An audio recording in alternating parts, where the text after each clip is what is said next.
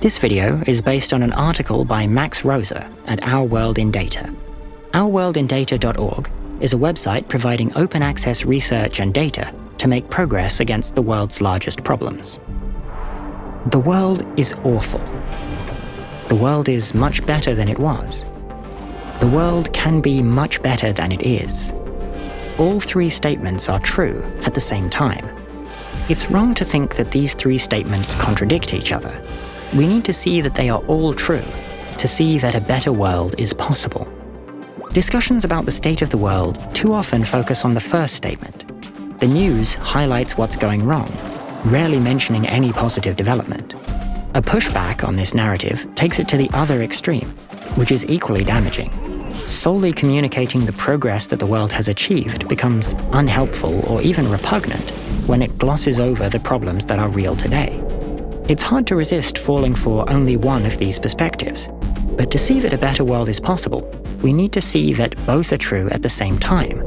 The world is awful, and the world is much better than it was.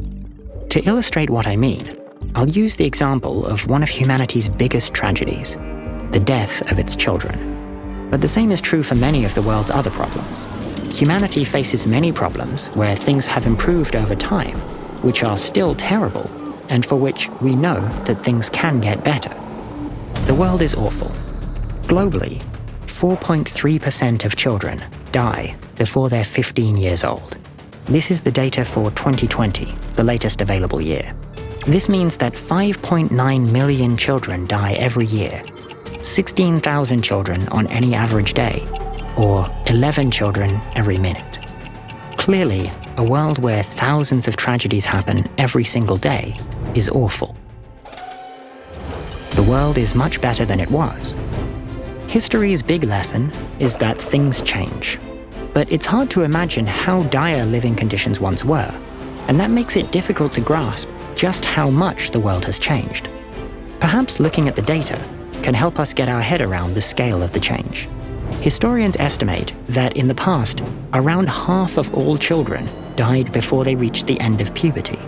This was true no matter where in the world a child was born, and it only started to change in the 19th century, just a few generations ago. It's hard to imagine, but child mortality in the very worst off places today is much better than anywhere in the past.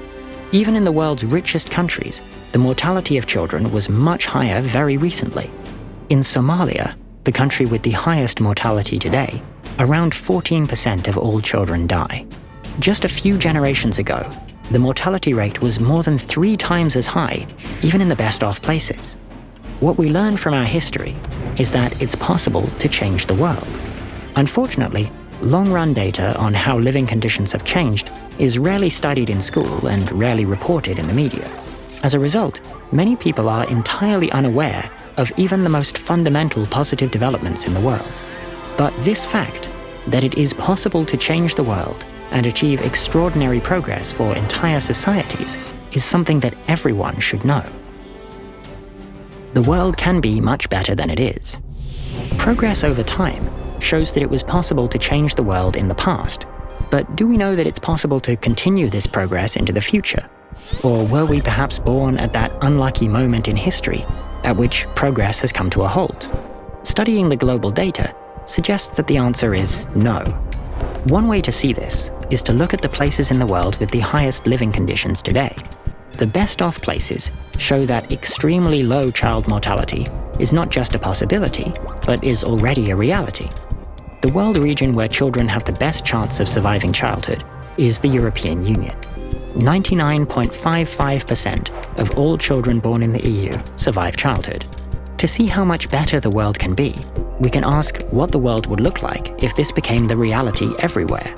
What if children around the world would be as well off as children in the EU? 5 million fewer children would die every year. Of course, the child mortality rate in the EU is still too high, and there's no reason that progress should stop there. Cancers like leukemia and brain tumors kill hundreds of children, even in today's richest countries. We should strive to find ways to prevent these tragic deaths. However, the largest opportunities to prevent the pain and suffering of children are in the poorer countries. There we know not only that things can be better, but how to make them better. You can use this research on how to make the world a better place to contribute to this progress yourself. I recommend relying on research published by the non-profit organization GiveWell.org. GiveWell's team spent years identifying the most cost-effective charities so that your donation can have the biggest positive impact on the lives of others. Several of the recommended charities focus on improving the health of children, offering you the opportunity to contribute to the progress against child mortality.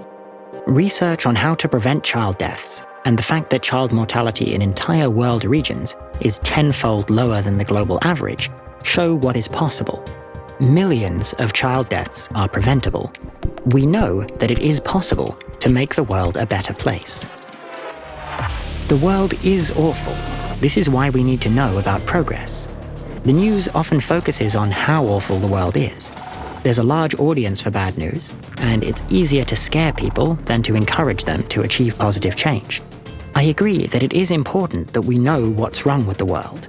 But given the scale of what we've achieved already, and of what's possible in the future, I think it's irresponsible to only report on how awful our situation is.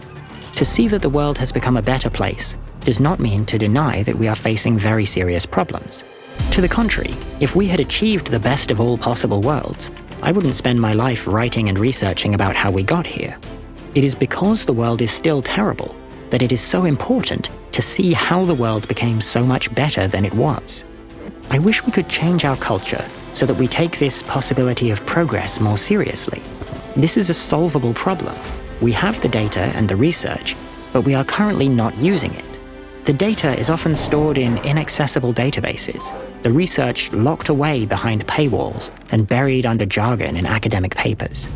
With our world in data, we want to change this. If we want more people to dedicate their energy and money to making the world a better place, then we should make it much more widely known that it is possible to make the world a better place.